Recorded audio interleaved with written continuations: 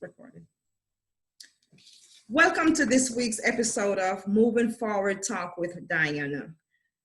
I am your host, Dr. Diana Clark.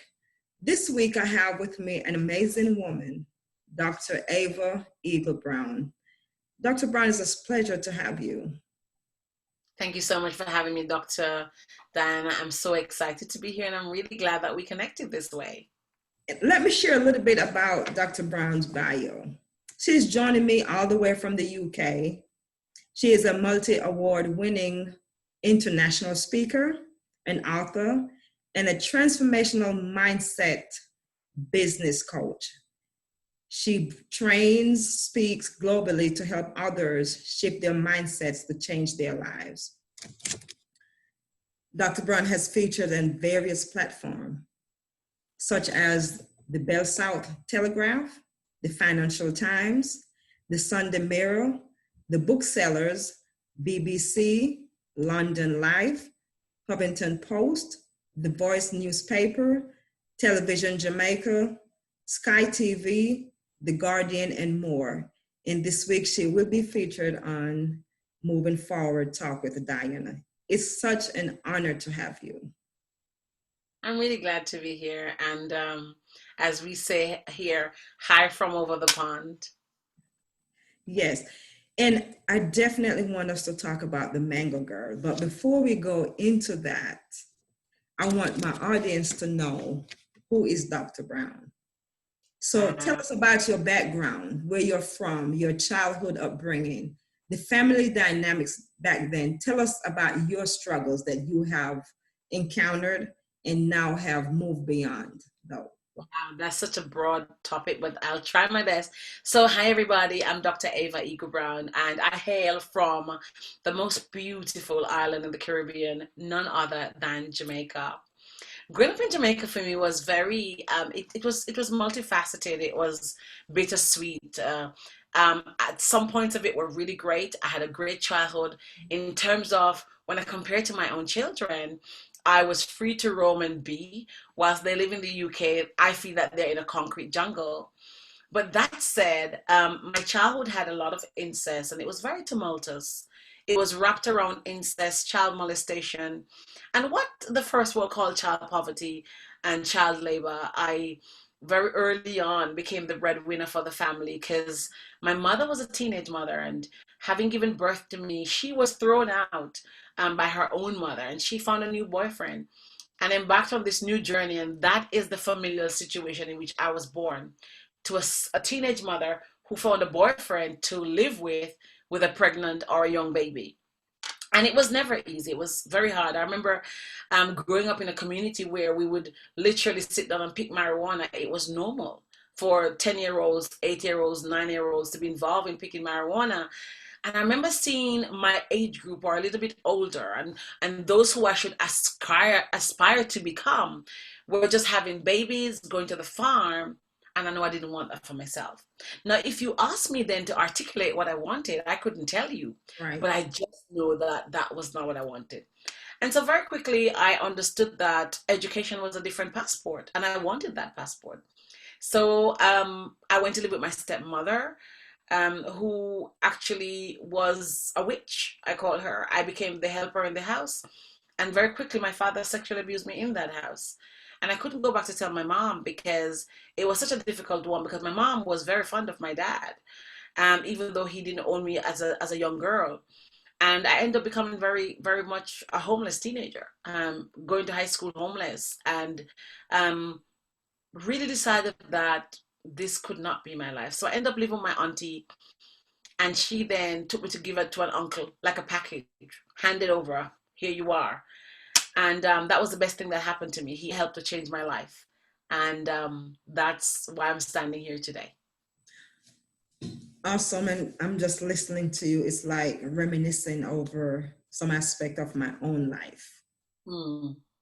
So telling your story, how did you feel telling your story, telling the truth, even for the very first time? Wow, it was, I teach and I speak all over the world. And I teach persons, I help people to write their books and tell their stories. And even I run master classes to build a business around your story. So book to business, I call it. I'm actually in the middle of one of those now. And I say to people that the first time I was to tell my story, there was a lot of trepidation. As a matter of fact, throughout the years, I learned four things. When you become sexually abused, you learn four things.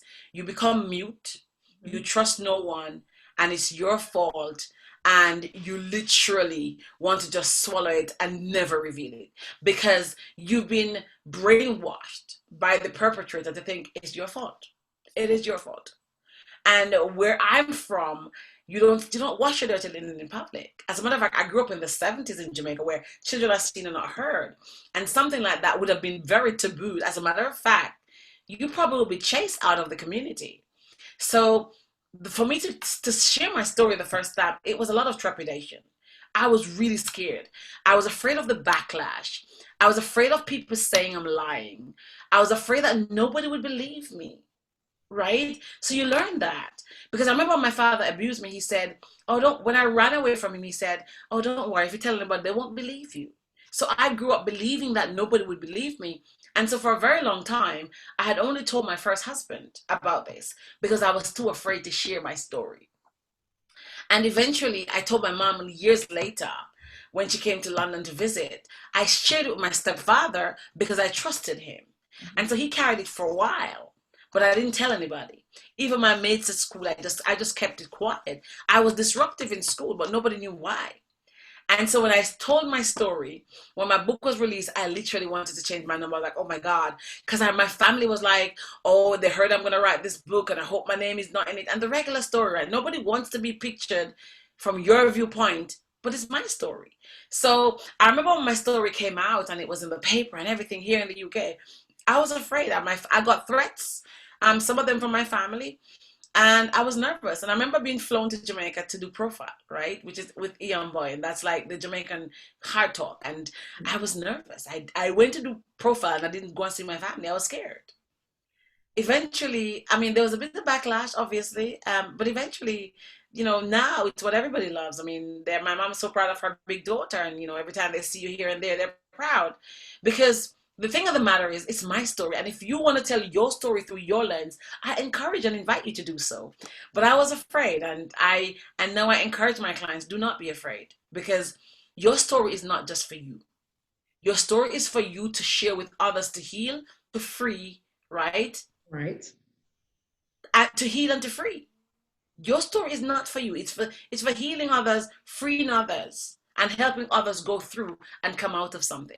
So when you understand the value that stories are not yours, I mean, now I can say that, before I couldn't, then I empower you to tell your story. Definitely. And you spoke about the backlash and the fear of how you probably would be perceived. Did you still feel a little bit of shamefulness? I felt a bit of, like, for the first probably 2 years of talking about my story, about my sexual abuse, I felt like people would think that I'm dirty and I'm soiled. And especially soon after I released my book, my marriage broke down, not because of that, but then I kind of felt like, who's going to want me now? Because, like, I'm soiled. But then working with my coaches, because I really believe in the power of having a coach. I have quite a few myself, and my mentors and my accountability partners, I learned very quickly that it's not my fault. And I did the self-forgiveness piece, which is, I have a coach that I work with called Audrey Joseph. And I did the self-forgiveness piece. And I didn't understand that I needed to forgive myself. And once I got over the self-forgiveness, I was okay with it. And because I'm not that girl. I'm now speaking as like a third person, or I'm now speaking to help you. So you can sit there and think that I'm dirty and I'm to feel ashamed. Right. I'm not feeling shame anymore because I've dealt with that. I'm now trying to transform and free and heal. And that's how I got over the shame and the guilt. How did you transition into the now Dr. Brown? Wow, it took a lot of work. It took a lot of work. Girl, it took so much work. I mean, single woman, divorced, through it all. It took me recognizing that I wanted more. Mhm. It took me realizing that your gifts will make room for you. It took me understanding that everything I've been through was necessary. And I know that people say it's cliche. It's not cliche. This had to be my purpose walk. This was my purpose walk. I have a brand called Purpose Walk. I believe that we're all walking into our purpose. Right. And when I became awakened, I realized I was walking into my life's purpose. And my life purpose meant that I was here to help others transform, heal, and speak the truth and be philanthropical. So how did I get here? It took work, it took self-forgiveness, it took psychotherapy, it took psychologists, it took coaching and training, it took journaling, it took praying and fasting, it took spirituality, it took opening my mouth and not suffering in silence. It took a lot of work. It took daily forgiving myself. It took being gentle and gracious with myself. It took me understanding that I'm not perfect. It took me understanding that my why is bigger than me. My children are my why. And then the tribe I now serve. So it's a lot of, and I'm still doing the work. It's not finished. You just keep doing something on yourself daily and understanding that, you know what, it's okay to have a bad day. It's okay to feel broken. It's okay to say I'm single and I want to get married, and just be truthful and vulnerable with yourself. And that's how it happens, man. Excellent. And I'm in that process as we speak. Yeah. Yes, I am in that process as we speak. I'm still working on me as we It's speak. a daily process. I think the day you stop working on yourself is the day you die. Like, you never stop working on yourself. So don't be hard on yourself about it. And anybody watching and listening, it's a daily process. We have to keep working on ourselves. Now let's talk about the Mango Girl. I Yeah. started to read the Mango Girl 2 days ago. And I'm Mm. like, oh my God, I can't wait to just get into the meat of it. Talk about the Mango Girl, which is about to be a featured film, right? Yeah. So thanks to COVID, we're kind of paused on that for now, only because, as you can imagine, everything is being rejigged. So I developed a new word on Wednesday, and I'm so excited about it. I'm a mangopreneur. I love it. Like, I am the mangopreneur, right? So the Mango Girl is a story that catapults my life from a childhood into adulthood, actually, to present day. And it really looks at my journey through my struggle, my hardship, my frankness about my family. I talk in the book about, and I don't want to spoil it for you, but I talk in the book about things like sleeping on a urine infested bed, and the springs of the mattress would be pricking in your ribs, and you were so hungry and so skinny that you could actually feel it. I Right. talk about dumpy stories inside of it, the dumpy stories would be told, but it's really a candid recollection from my point of view Mhm. of my life growing up. It is Courage Under Fire. It's a book that's really around, resiliency and tenacity and hope, Right. and just the fact that I sold mangoes on the train. And so it's become a brand now. So I actually have my own body and skincare products called the Mango Girl. So it's become my brand that I sit under, and I am the Mango Girl. So hey, I'm Ava, the Mango Girl. But what was the driving force for that title, Mango? I sold mangoes on the train, and when I was thinking of the book and wanted to become a film, I remember thinking, I love John Grisham. I read a lot, by the way. Readers are leaders. I think everybody should read. I think reading is such a powerful thing. And for somebody who failed English and math in high school, Right. I'm such an avid reader. It's crazy. I can be reading 6 books at one go. It's don't ask me how. And I love John Grisham books. Like, they're just so powerful. And every book John Grisham has, I noticed that he has like 3 words for the title. Skipping Christmas, The Rainmaker, A Time to Kill, The Lawyer. And I was like, oh, there's something there, right? Right. And I was like, I had 8 different titles. Like, oh, I saw mangoes, the Mango Girl. Because they used to call me Mango Gal in Jamaica. Oh, Go in, Mango Gal. And I was bullied in school because I sold mangoes where I should be going to school and when I should be at school. And right. so I was called the Mango Gal very often. And I was bullied as a Mango Gal. So something that was a bullying tactic is now serving me purposefully. I tell you, purpose can never be stopped, man. Purpose can never be stopped. That's it. So that's how I call it the Mango Girl. Can you elaborate, or are you not, or can you not elaborate on the film itself? What I can say about the film now is that we were on track, and then COVID came, so we haven't even been able to regroup yet because nothing is. I mean, you can't plan for tomorrow these days. So right now we haven't been able to regroup as a team. I spoke to one of the producers recently, Mhm. and we can't do anything right now because everything is up in the air. What I'm hoping is that we were looking to do a feature, and my hope is that we would probably have to cut it into series. But right now, that's just my hope, and the discussion we had last couple of weeks. But right now, to be frank, everything is on hold because of COVID, so we don't know where we're going to go yet. You also produced and directed a short documentary of the book, The Single Mother's Diary. Yeah. Talk about the single mother's diary. All the single mothers, all the single mothers. I'm a single mother, and I wouldn't even say I'm a proud one because I don't know who wants to be a single mother. But life happens, and we just have to. We can sink or swim. We can, sit there and die or cry, or we Right. can decide to get and go forward. So I became a single mother twice over, and the first time I was young and stupid. The second time, I thought I was gonna last forever, and my husband left, and I found myself a single mother, and I hated the journey. It was hard. Mhm. The days when you don't have any petrol in the car and it's cold. I live in the UK, and you have to wrap the baby in the blanket and take him to nursery, no gas. And I just thought there had to be other women who are going through this, right? Because what you go through is not just you. There's always somebody else.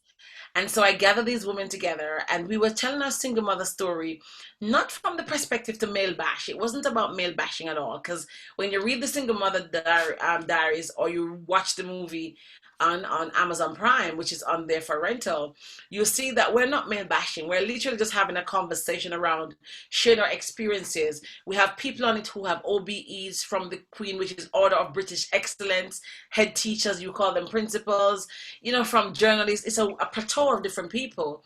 And we really came together to share our experiences as single parents. I remember one girl in the documentary, in the film, her husband hung himself, and our 12-year-old child came home to find him. We wanted. I mean, those are harsh moments. How do you get over that?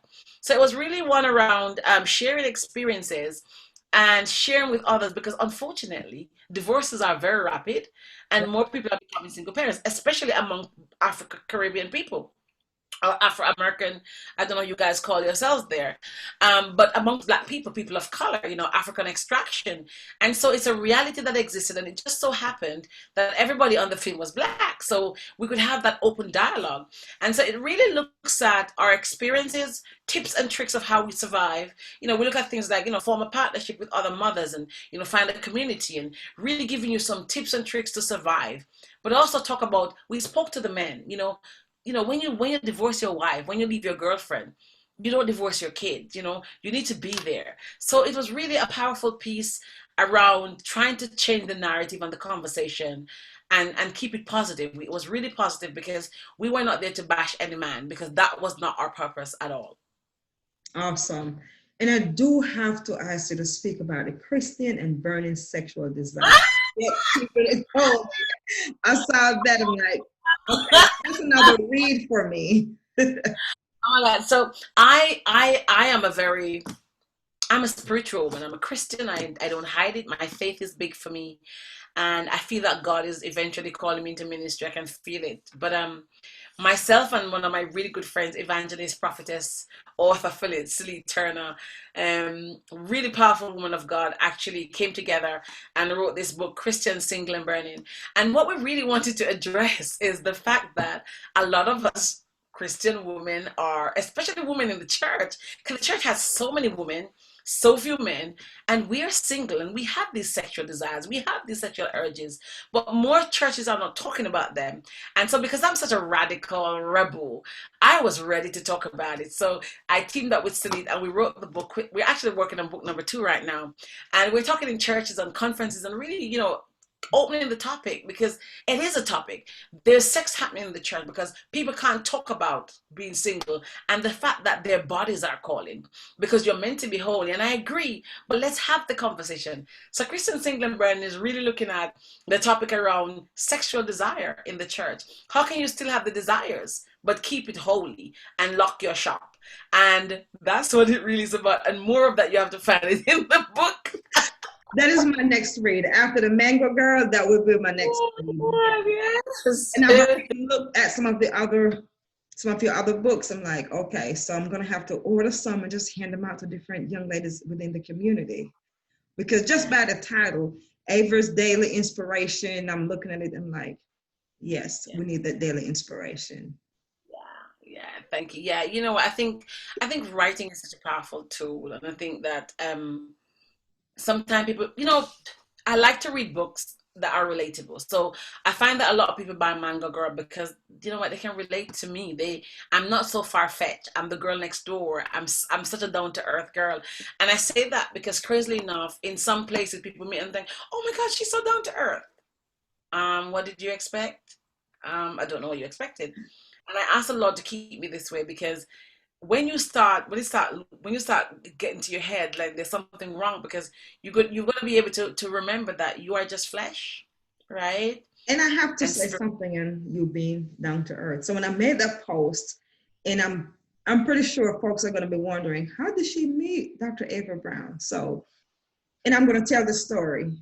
Okay. Yes, I'm going to tell this story. So I woke up early that Saturday morning and I was just really thinking about this platform, thinking, okay, so because there's no financial gain, I'm having a struggle trying to secure participants or guests. That's sad. Yes. And I laid in my bed and I'm thinking, I'm doing this every Thursday. I'm uploading a video every Thursday. How can I secure guests? And that is when I got up and I put that post in the Facebook group. Mm. And you were one of the 4 individuals who responded and say, I want to be involved. So when I sent that message back, as soon as I said I want to be involved, I sent a message, of course, a search on Facebook and sent your message. Then I Mm. received a message back and I'm like, okay, so now I'm totally confused because because when So she replied, what happened? she replied and said, hey Bet, this is her PA. Oh, Sarah. Okay. Yes. And I'm thinking, I'm looking at Ava's face. What's going on? Yes. And she's like, I think she wanted me to explain a little bit more. So Yeah. I said, hold on. So I went and screenshot the message, the post, and I said, this is what I'm responding to. I posted, she replied and wanted to be involved. So I just provided her a little bit more information as to my goal. And she said, oh, that's something she did personally then. So reach out Oh, to her. So I wanted to say, I really do appreciate you reaching out, and please do not take this the wrong way. After you emailed me and sent me your information, I was like, what? I said to my coworker, I said, okay, so this lady reached out to me and she just sent me her information. Have you saw her? I said, look at her credentials. I don't know. And she's like, oh, we have some very down to earth, well successful people who doesn't mind yeah. doing things for others. And I have to say, yes, you're very down to earth, and we do appreciate you taking your time to do it. Oh, thank you so much. You know what? Do you know what, Doctor? Let me say this to you. And I live in the UK, and there's a difference, and I deal with America a lot, and I find that not well, but I find that when I deal with a lot of Americans, if money's not involved, they're not interested, and I don't say this in a really rude or disrespectful Right. way, but my life is a life of giving. I grew up, when you read Manga Girl, you understand. Mhm. I'm now studying at Ulster University on a scholarship focused on philanthropy and social enterprise, which is literally about giving back to people, because my life was a life where people gave me a sheet to go to college, a suitcase. I walked and begged, and people gave. So I'm a gift that keeps on giving. Of course, I'm running a business, definitely, and I'm self employed, so I need to get paid. But there are certain judgment calls that I make Right. that has got I didn't even know I didn't even know anything about you. I didn't know you're non-for-profit. You just spoke something that spoke to my soul. And I said, yes, but I'm also a very spiritual woman. I have a spiritual gift and God works and lives inside of me. And whenever the Holy Spirit tells me to do something, I listen. Well, most times I'm generally obedient, but it was nothing. It's not a big deal because here's the thing. In this message, there might be somebody who needs to hear something. And if I can make one difference in my small corner, then my job is done. And it's not always money because money, I'll give an example. I am speaking on a platform, really massive platform. Mm-hmm. Because I said yes to the platform, we had a trial run for the platform 2 days ago. I didn't even know who was coming on the platform. Some of the biggest names in the UK are here. Now, I speak for Citibank, HSBC. To some people, I'm a big deal, no problem. But when I went onto this platform to do the trial run this week, I was, the inner critic like, oh my God, does she really do I really belong here? I was having that conversation. Mm-hmm. And I got a LinkedIn request from one of the ladies who I was so impressed by. And I can't even say, but she invited me to sit on a board. Right. Because I'd said yes to doing something. Now, it's invaluable what I'll get by sitting on this board. Had I not said yes, I would never know. Sometimes there's so much that waits for you over the ravine, Mm-hmm. but until you scale it, you'll never know. Never know. So I just live in that space of everybody I meet, I should transform. And it's not always about money. And I believe that when you give, you receive. And that's exactly why I do what I do, because someone helped me along the way. And one of the stories that I like to tell is the fact that I didn't know that I actually didn't need money in hand for college because there is such thing as financial aid. And I will forever be grateful to my friend, Caroline Smith. And people always say, that's your best friend. Yes, she is. And even though she's like 30 something years older than I am, but yes. And she gave me something, a little bit of information that day that took me to a PhD degree some maybe 15 years later. And then I just told myself, it is my due diligence to just speak, invite others to speak in whatever capacity that I can, just to encourage somebody else, to plant something in somebody else. And here's the thing, right? If she had kept her mouth closed, you probably would have still ended up there, but in a different fashion. Right. So why shouldn't you you're creating a ripple. I like to talk about the ripple effect. Is that when you drop when you leave the faucet on, right? And the tap drops that drop, it creates a ripple. Right. And so I think because Burchell Whiteman, who was former Jamaica Education Secretary, gave to me. He sent me to college. And so for me, as you read my book and you see, and so for me, every time I go to speak in any country, I go to everywhere, I always ask, I need to go to a school. I always give back to a school. I was in Atlanta, Booker T. Washington High School speaking. I'm in Barbados at school speaking. I go to South Africa, I'm speaking. I'm in Ethiopia, I'm speaking. I go to Poland. I always speak at a school because I'm giving back because somebody gave to me. Excellent.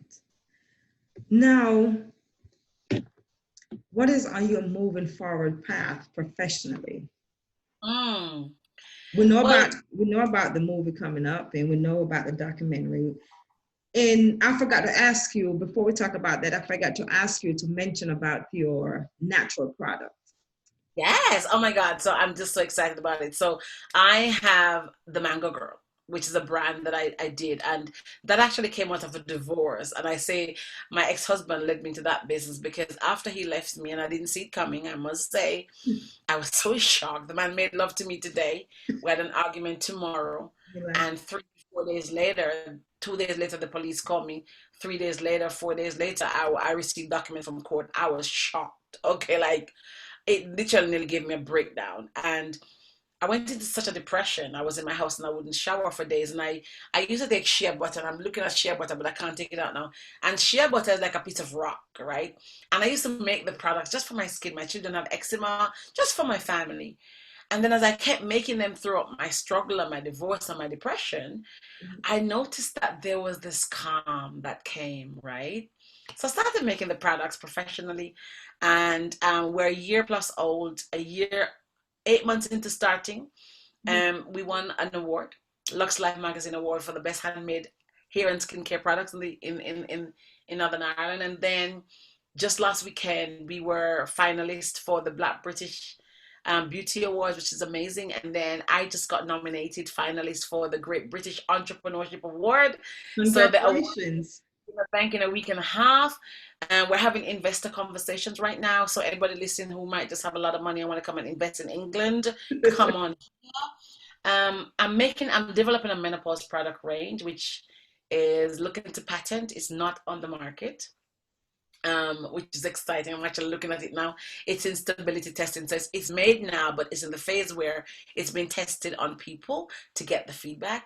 And once that goes well, then I just don't know, I might become a really rich girl.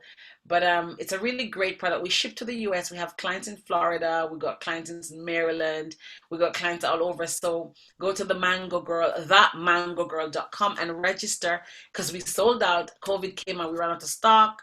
We had a really big, massive push, and we're so grateful for that. Now we're restocking, and the restock alerts are going out in another couple of weeks. So please make sure you're on our list, because we do ship to the US. We have clients in South Carolina, North Carolina, Maryland, Baltimore, Canada, Jamaica. So make sure that you're part of that. I definitely will, because that was going to be my next question. Is your products available for the US? But you have answered that question. Yes, we did. It was a pleasure talking to you. And I just want to reiterate this. And you spoke about your depression. So from being sexually abused, homeless. Yes. 2 failed marriages. I was about to get there, but I didn't want to put it there like that. I was going to say failure in many areas of your life.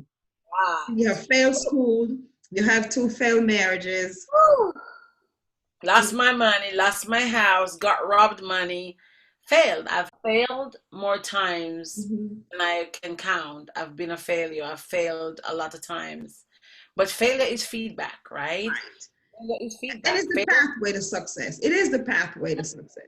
Failure is a part of the process to success. Yes. And failure says feedback. Failure says you missed something. Failure says you didn't do your due diligence. Failure says you need to go back a step. Failure says reread something. Failure says pause. And failure says be still. Failure is feedback. And so I failed, no. I've learned. But that's we what never I have. give up. Never give up.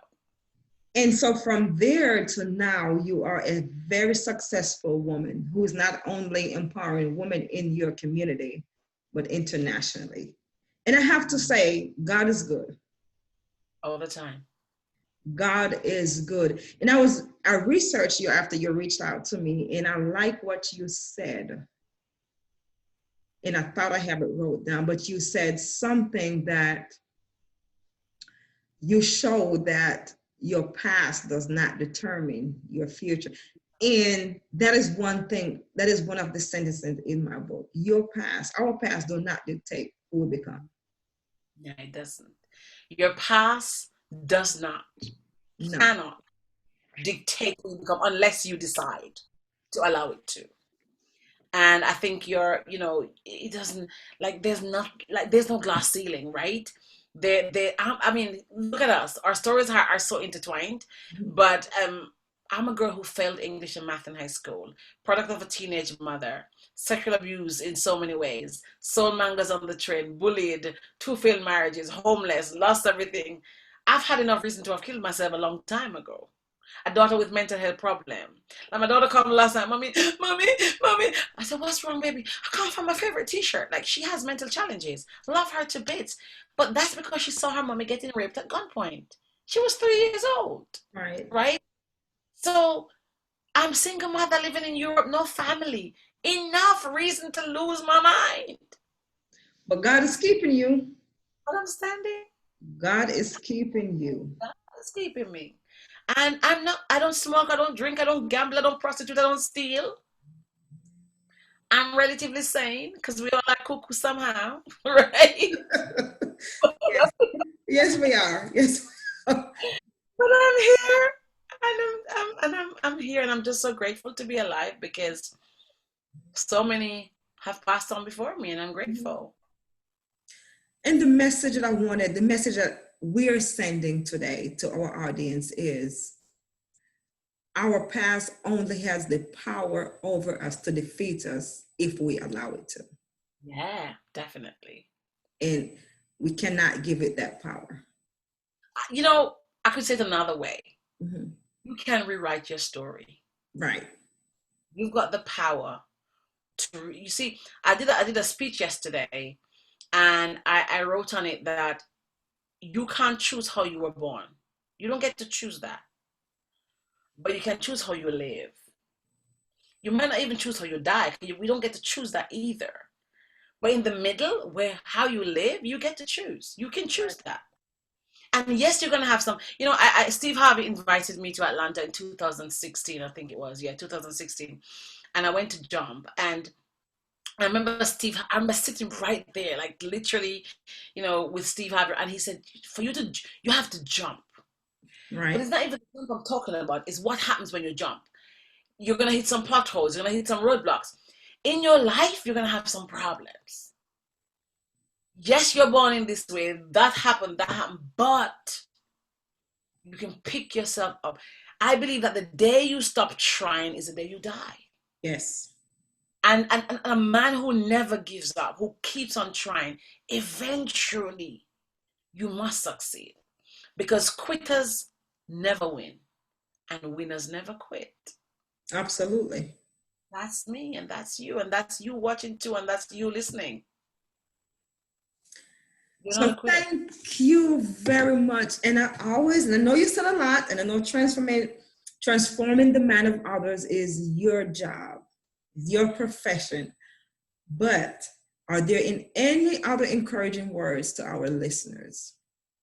Yeah, I want to say, you know what? The power, everything you desire, you already have it. It's right there. You have everything you need. Mhm. Everything you need is inside you. You are embodied of you're embodying greatness and amazingness.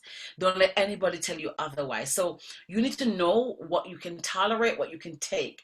If you're sitting there watching this, listening to this, and thinking, "Oh, listen to them, they can talk." No, no, we are not just talking. We've been there. I've been to the scum of the earth. Like I've been to some places that I wanted to commit suicide, right? I've been to places where I think I was never good enough. But then you have to literally tell yourself that, you know what, I'm going to crawl and I'm going to stand. I'm going to stand and I'm going to step. And when you step, you might stagger a bit. And then you're going to step and then you're going to Right. realize that you can walk. And when you can walk, you start running. And then when you run, you fly like we are. The reality is that you have to make a decision. You have to decide. I made a post at 4 o'clock this morning on Facebook. I don't like indecisiveness. You Right. have to decide that I'm going to choose this path and I'm going to stick with it, come what may. I tell myself the next time I get married, I'll never be divorced. Never. You know why? Because I make a commitment, I'm going to stick with it. It takes a choice and a decision. So decide right now while you're watching this that whatever you're in, whatever you're doing that doesn't serve you, you're going to let it go, you're going to release it, and you are going to start living your best life by making a choice, by doing something that you've always wanted to do, by leaving something that doesn't serve you, and stand and look in that mirror and acknowledge the amazing reflection that is you, that looking back at yourself. That's what I want to say to you. Awesome. Very well said. And again, thank you very much for joining. And remember, as always, the change you seek is within you, and nothing is ultimately beyond you. Until next week, this has been Moving Forward Talk with Diana.